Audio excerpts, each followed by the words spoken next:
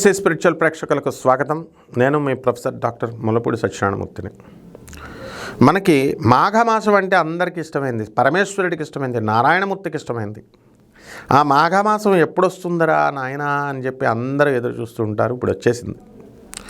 మనకి ఈ 29వ తేదీన జనవరి 2025 సంవత్సరంలో మనకి అమావాస్య వచ్చింది. మహా పెద్ద అమావాస్య, మౌని అమావాస్య అని. అది అయిపోయిన తర్వాత అక్కడి నుంచి ఆ మర్నాడు నుంచి 30వ తేదీ నుంచి మీకు మాఘమాసం శుక్లపక్షం స్టార్ట్ అవుతుంది. అది అలా వెళ్ళిపోయి ఫిబ్రవరి నెల 27వ తేదీ వరకు కూడా అమావాస్య అయ్యేంత వరకు కూడా మాఘమాసం నడుస్తుంది. అయితే ఈ మాఘమాసం యొక్క ప్రత్యేకతలు ఏమిటంటే మనకి 4 సోమవారాలు వచ్చినాయండి. 3వ తేదీ 1 ఫిబ్రవరి, 10వ తేదీ ఫిబ్రవరి 1, 17వ తేదీ ఫిబ్రవరి 1, 24వ తేదీ ఫిబ్రవరి 1, 4 వారాలు వచ్చినాయి. మరి అప్పుడు కార్తీక మాసంలో ఏ విధంగా అయితే శివుడికి ఆరాధన మనం చేశామో ఆ విధంగా ఈ యొక్క మాఘమాసంలో శివుడికి కనుక ఈ 4 వారాలు కనుక మీరు పూజ చేసుకుంటే అశ్వమేధాధికం పుణ్యం ప్రాప్నోతి నసంశయ అని శాస్త్రం చెబుతుంది. అశ్వమేధాయాగాలు చేసినటువంటి ఫలితం మీకు లభిస్తుంది అని చెప్తుంది శాస్త్రం. కాబట్టి మాఘమాసంలో మీరు ఏం చేయాలండి అంటే మీ దగ్గరలో ఉన్నటువంటి నదులు కానీ చెరువులు కానీ ఆ లోతును అంచనా వేసుకొని వెళ్ళండి. ఊరికిన ప్రమాదాలు తెచ్చుకోవద్దు. అవకాశం ఉన్న వాళ్ళు అందులో చేయండి, లేనటువంటి వాళ్ళంతా కూడా మీ ఇళ్లలో స్నానాలు చేయండి. మరి ఈ వారాల్లో ఈ 4 సోమవారాలు కనుక మీరు శుద్ధోదక జలం మామూలు నీళ్లతో చేస్తే చాలు, పంచామృతాలతో అవసరం లేదు. అలాగే ఇప్పుడు ఆధునిక పోకడలకు పోయి చెరుకు రసం, నేరేడు రసం, ఈ యొక్క కమలాపళ్ళ రసం, బత్తాయి రసం, ఇలా రకరకాలుగా ఇప్పుడు ఉన్నటువంటి కపట బ్రహ్మల, కపట జ్యోతిష్కుల, కపట మంత్రగాళ్ళు పెట్టారు. చెరుకు రసంతో చేస్తే మీకు ఆయుష్ పెరిగిపోతుంది, ఆవు నెయ్యితో చేస్తే మీకు ఐశ్వర్యం వస్తుంది. ఇవంతా అబద్ధాలు. మనకి ప్రాచీన కాలంలో మనకి మొట్టమొదటి నుంచి కూడా వేదం ఏమని చెప్తుందంటే నమస్తే అస్తు భగవన్ విశ్వేశ్వరాయ మహాదేవాయ త్ర్యంబకాయ త్రిపురాంతకాయ త్రికాగ్నికాలాయ కాలాగ్నిరుద్రాయ నీలకంఠాయ మృత్యుంజయాయ సర్వేశ్వరాయ సదాశివాయ శ్రీమన్మహాదేవాయ నమః అంటూ నమకం చమకాలతో మామూలు శుద్ధోదక జలంతో చేయమని చెప్పారు. ఆ తర్వాత అక్కడ ఉన్నటువంటి పంతులుగారులు, కొంచెం ఆ పాతతరం పంతులుగారులు వృద్ధులు, వాళ్ళు మంచోళ్ళు కాబట్టి వాళ్ళంతా సరే పంచామృతాలతో చేయండి అని చెప్పారు. పాలు, పెరుగు, నెయ్యి, తేనె, చక్కెర, ఇలా 5 ఆవు పాలు, ఆవు పెరుగు, ఆవు నెయ్యి, తేనె, పంచదార. అది కొంచెం పర్వాలేదు. అయితే ఈ పంచదార అనేటటువంటిది నైవేద్యానికి పెట్టకూడదని మళ్ళీ కొంతమంది చెప్తారు. బెల్లం మొక్క గుడోదక నివేదనం సమర్పయామి, బెల్లం మొక్క పెట్టమన్నాం. మరి పంచదార ఎందుకు వచ్చిందండి ఈ అభిషేకాల్లో? అంటే అన్నీ పెట్టచ్చు. అలాగే అసలు శాస్త్రం ఏం చెప్తుంది అండి అంటే వాటర్, ప్యూర్ వాటర్, నదీ జలాలు, మన బోరింగ్ వాటర్, గంగతో అభిషేకం చేయమన్నారు. అందువల్లనే శివుడు గంగను మాత్రమే పెట్టుకుంటాడు. ఇప్పుడు సినిమా యాక్టర్లకి వాళ్ళకి కూడా సినిమా హిట్ అయితే మరి వాళ్ళందరి నెత్తి మీద కూడా పాలతో అభిషేకం చేసేస్తున్నారు. రాజకీయ నాయకులకు అభిషేకం చేసేస్తున్నారు. దేవుడికి దాని విలువ, పవిత్రతని పాడు చేసేస్తున్నారు మనుషులకు చేసి. ఇక నీళ్లతో చేసేటటువంటి అభిషేకాన్ని అభ్యంగన స్నానం పేరుతో మరి ఇక చాలామంది స్వామీజీల పేర్లతో ఉన్నటువంటి వాళ్ళంతా కూడా వాళ్ళకే కాకుండా వాళ్ళ ఫ్యామిలీ మెంబర్స్కి కూడా అభిషేకాలు చేసేసుకుంటున్నారు. ఇవన్నీ కూడా అవసరమా? కాబట్టి వీళ్ళకి ఏ విధమైనటువంటి భేషజాలకు వెళ్లకుండా నీళ్లతో మాత్రం మీరు శివుడికి అభిషేకం చేయొచ్చు. మారేడు దళాన్ని దొరికితే పెట్టండి, లేకపోతే లేదు. ఏ పుష్పాన్నైనా పెట్టచ్చు. మల్లెపువ్వులతో చేస్తే మల్లీశ్వరుడు అన్నాడు. మరి అందువలన మన దుర్గామల్లీశ్వర స్వామి వారిలో మన బెజవాడ కనకదుర్గమ్మ దేవస్థానంలో మల్లీశ్వరుడు, అలాగే మల్లికార్జునుడు శ్రీశైల భ్రమరాంబిక మల్లికార్జున స్వామికి మల్లెపువ్వులతో బ్రహ్మదేవుడే పూజ చేశాడు అక్కడ శివుడికి.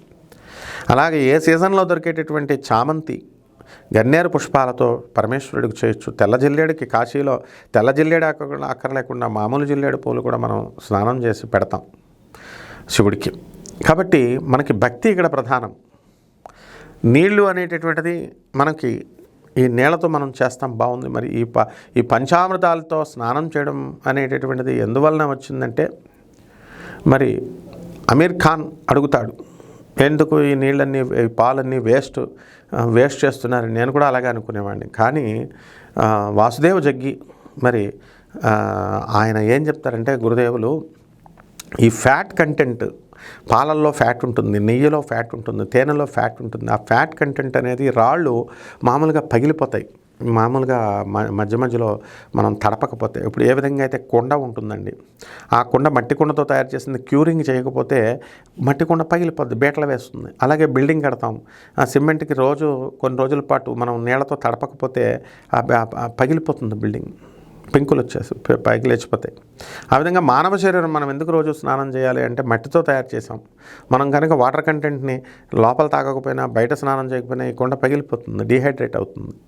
కాబట్టి నీళ్ళతో అవసరం అనమాట. మరి అలాగే ఈ విగ్రహాలన్నింటికి కూడా పంచామృతాలతో చేయడం వల్ల ఫ్యాట్ కంటెంట్ లాక్కుంటుంది అది. అందువలన ఈ విగ్రహాలు బ్రేక్ కావని బ్రహ్మాండంగా సైంటిఫిక్గా చెప్తారు ఆయన. కాబట్టి ఈ యొక్క పంచామృతాలతో కూడా మీరు చేసుకోండి, ఇది కారణం. అంతేగాని అవి లేకపోతే మీరు అభిషేకం మానేసుకోవాల్సినటువంటి అవసరం లేదు.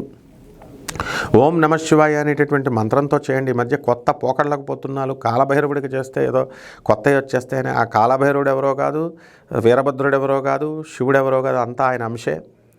ఆ మహాదేవుణ్ణి వందే శంభుం ఉమాపతిం సురగురం వందే జగత్కారణం వందే పన్నగభూషణం మృగధరం వందే పశూనాం పతిం వందే సూర్య శశాంకవన్యనయనం వందే ముకుంద ప్రియం వందే భక్తజనాశ్రయం చ వరదం వందే శివం శంకరం అని శివుణ్ణి మనం కీర్తిస్తాం. కాబట్టి మనము ఈ పరమేశ్వరుడికి పత్రం పుష్పం ఫలం తోయం శ్రీకృష్ణ పరమాత్మ భగవద్గీతలో చెప్పినట్టుగా నైవేద్యం అనేటటువంటి దానికి మీరు దద్దోజనాలు, పులిహారలు కుదిరితే చేయండి. అంతేగాని అదే పనిగా పెట్టుకొని వంటలు చేస్తూ దేవుడి దగ్గర కూర్చున్నప్పుడు మీకు రెస్ట్ లేకుండా మీరు అలసిపోయి నిద్రపోవడం కాదు. మరి నైవేద్యం ఆకు పెట్టచ్చు, పువ్వు పెట్టచ్చు, పండు పెట్టచ్చు, లేదా ఒక గ్లాసు నీళ్లు పెట్టచ్చు. ఇవన్నీ పెట్టడం ద్వారా మీకు చక్కగా ఇవన్నీ కూడా పరమేశ్వరుని యొక్క కృప దొరుకుతుంది. కాబట్టి ఈ మాఘమాసంలో అత్యంత పవిత్రమైనటువంటి మాసం ఇది. మీరు చేయాల్సింది రోజు తెల్లవారుజామున సూర్యోదయానికంటే ముందు నిద్రలేవండి, చలికాలం వెళ్ళిపోతుంది కాబట్టి. మరి ఆ విధంగా మీరు శివారాధనకి ఓం నమ శివాయ అనే మహామంత్రాన్ని, స్వల్పమైనటువంటి చిన్న మంత్రాన్ని పట్టుకొని అర్జునుడు మన ఇంద్రగిలాద్రి పర్వతం పైన శివుడి కోసం తపస్సు చేసి పాశుపతాస్త్రాన్నే పొందాడు. అంత గొప్ప మంత్రాన్ని పట్టుకొని ఇప్పుడున్నటువంటి వాళ్ళు వారాహి మంత్రం అయితే వస్తుంది, బగళాముఖి మంత్రం అయితే వస్తుంది, ప్రత్యంగిరా మంత్రం అయితే వస్తుంది. ఇది నా శివుడితో కుదరదు, నారాయణుడు ఓం నమో నారాయణ అనే మంత్రంతో అవదని బుద్ధిహీనులైనటువంటి వాళ్ళు ప్రజల్ని తప్పుదోవ పట్టిస్తున్నారు. ఇవేమీ నమ్మకండి. ఒక అధర్వణ వేద పండితుడిగా మన బెజవాడ దేవస్థానం గురువుల దగ్గర చదువుకున్న వ్యక్తిగా మా గురువుగారు దత్తాత్రేయ శర్మ గారు, రమణల సూర్యప్రకాష్ శాస్త్రి గారు రాజమండ్రి, వేద పండితులు వీళ్ళంతా కూడా. మరి అందువలన మేము మా గురువులతో అష్టాదశ శక్తిపీఠాలకి అమ్మవారికి కళలు పెట్టడానికే వెళతాం, ద్వాదశ జ్యోతిర్లింగాలకు కళ్ళ పెట్టడానికే వెళ్ళేవాళ్ళం. అందువలన అథెంటిక్గా చెప్తున్నాను నేను. ఈ చక్కగా మీరు ఇలాంటి వాటిని నమ్మకుండా మీ ఇంట్లో మీరు చక్కగా ప్రతి వాళ్ళు కూడా చిన్న శివలింగం పెట్టుకోవచ్చు.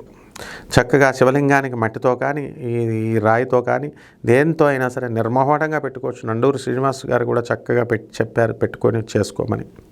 అభిషేకం చేసుకోండి, పూజ చేసుకోండి, మీకు సకల ఐశ్వర్యాలు ఈ మాఘమాసంలో కలుగుతాయి. శుభమస్తు.